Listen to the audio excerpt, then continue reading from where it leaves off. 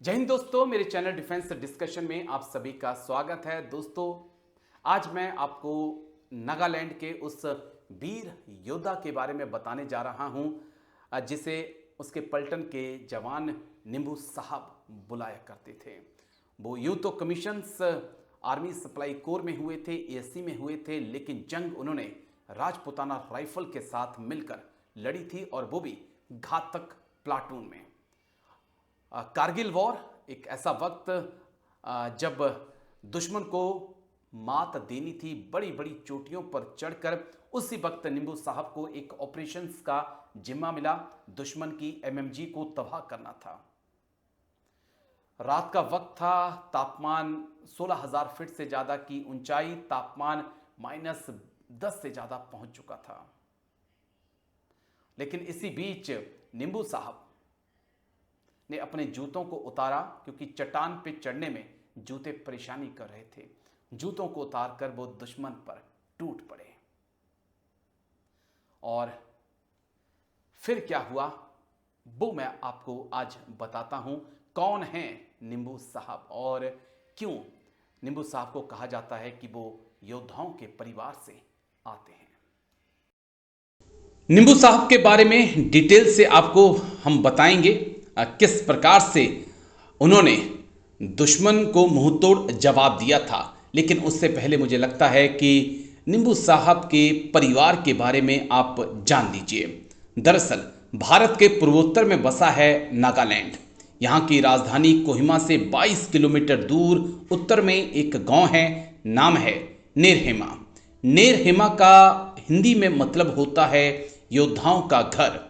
पहले इस गांव का नाम पैर हेमा हुआ करता था। पैर हेमा का मतलब उन लोगों का घर जो हमेशा युद्ध में रहते हैं। इस गांव में रहता था नागा जनजाति का एक कबीला जो जाना जाता था हेड हंटिंग के लिए। हेड हंटिंग यानी कि जब भी लड़ाई होती है तो ये लोग दुश्मन को मारकर उसका सर उतार लाते थे। इसी गांव में साल 1974 में 15 जुलाई के रोज हमारे निंबू साहब पैदा हुए थे। नाम रखा गया था निके जाको केंगुरु से। घरवाले प्यार से उन्हें नींबू कहकर बुलाया करते थे। निंबू साहब ने सेंट जेवियर में पढ़ाई की, फिर कोहिमा साइंस कॉलेज से ग्रेजुएशन पूरा किया।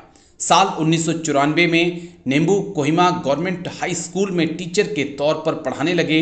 लेकिन इसी दौरान उन्होंने सीडीएस का एग्जाम पास कर लिया और जून 1997 में उन्हें इंडियन मिलिट्री एकेडमी देहरादून बुलाया गया। 12 दिसंबर 1998 की तारीख को निकी जाको केंगुरु से आईएमएस से पास हुए और आर्मी सर्विस कोर में कमीशन हो गए। उन्होंने सेकंड राजपुताना राइफल ज्वाइन की। उत्तर भारत के उनके साथी उनका नाम बोलने में दिक्कत महसूस करते थे, जैसा कि मैं भी करता हूं। और माफ़ी चाहूँगा आपसे अगर मैं साहब के नाम का सही उच्चारण नहीं कर पा रहा हूं, तो उसके लिए क्षमा चाहूँगा। निकी जाको केंगुरु से साहब का नाम लेने में उनके जो पलटन के जवान थे उन्हें थोड़ी सी समस्या आती थी। इसी कारण जब जवानों को पता चला कि साहब का घर का नाम नींबू है, तब सब उन्हें नींबू कहकर बुलाने लगे। और जो उनके साथी अफसर थे वो तो नींबू कहते थे, लेकिन जो जवान थे वो साहब को नींबू साहब कहकर बुलाया करते थे। आर्मी में कमीशन होने के चंद दिनों के बाद, 4 महीनों के बाद, निंबू साहब को बैटल फील्ड से बुलावा आ गया था।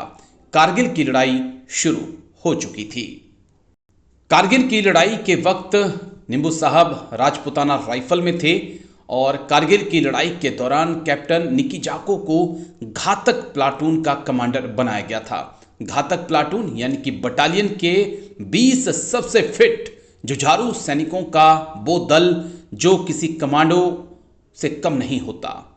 28 जून 1999 को कारगिल में आर्मी के सामने एक ऐसा ही मिशन था।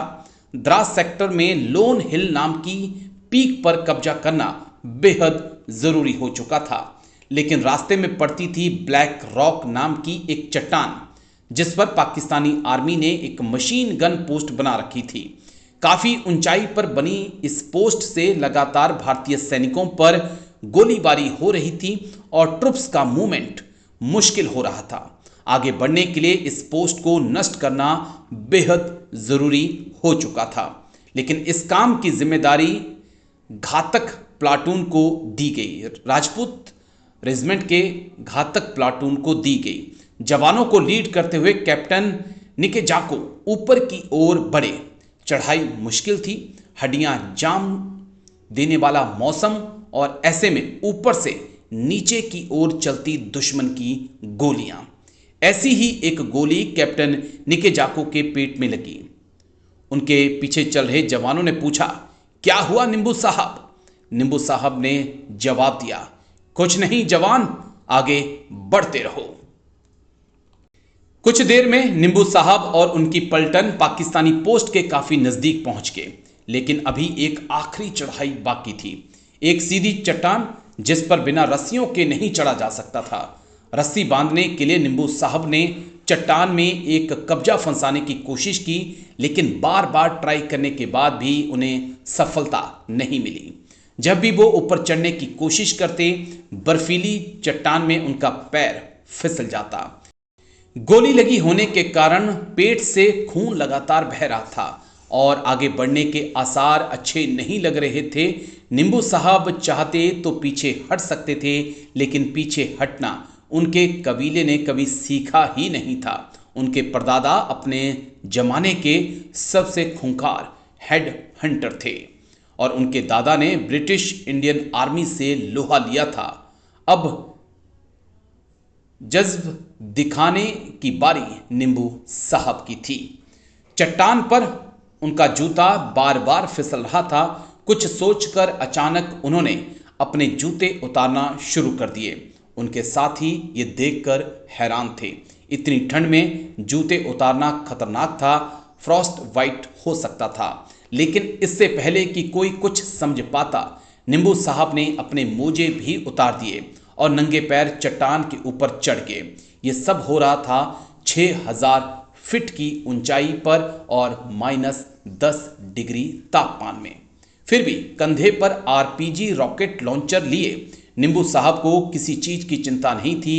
वह खुद भी चट्टान पर चढ़े और अपने साथियों को भी चढ़ाया। ऊपर चढ़ने के बाद निंबू साहब ने रॉकेट लॉन्चर से फायर किया और एक के बाद एक 7 पाकिस्तानी बंकर्स को नष्ट कर दिया।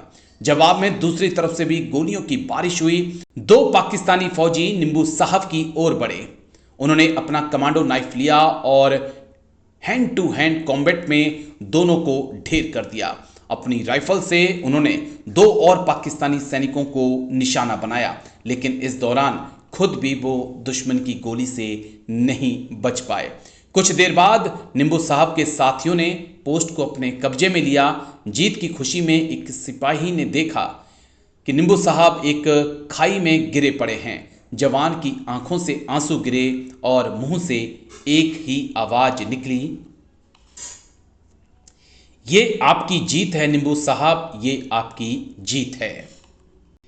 कैलेंडर की तारीखों से अगर मापें तो निंबू साहब ने जिस वक्त सर्वोच्च बलिदान दिया, उस वक्त वो महज सिर्फ 25 वर्ष के थे।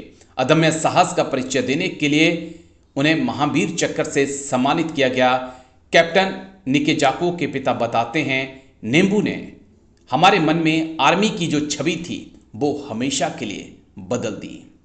तो सैल्यूट इस योद्धा को, इस वीर योद्धा को जो नागालैंड से आया और आज भी नागालैंड में निंबू साहब की बहादुरी के चर्चे होते हैं। और हमारी भी यही कोशिश है इस अदम्य साहस को अपने मंच पर लाने की, ताकि आने वाली पीढ़ियां भी याद रखें कि नागालैंड में भी एक से एक वीर योद्धा हैं और उन्होंने भी देश के लिए कई कुर्बानियां दी हैं। तो निंबू साहब को जय हिंद और उनके परिवार को भी, उनके माता पिता को भी जय हिंद, जिन्होंने इतना शूरवीर बेटा जो है देश को दिया था। जय हिंद, वंदे मातरम।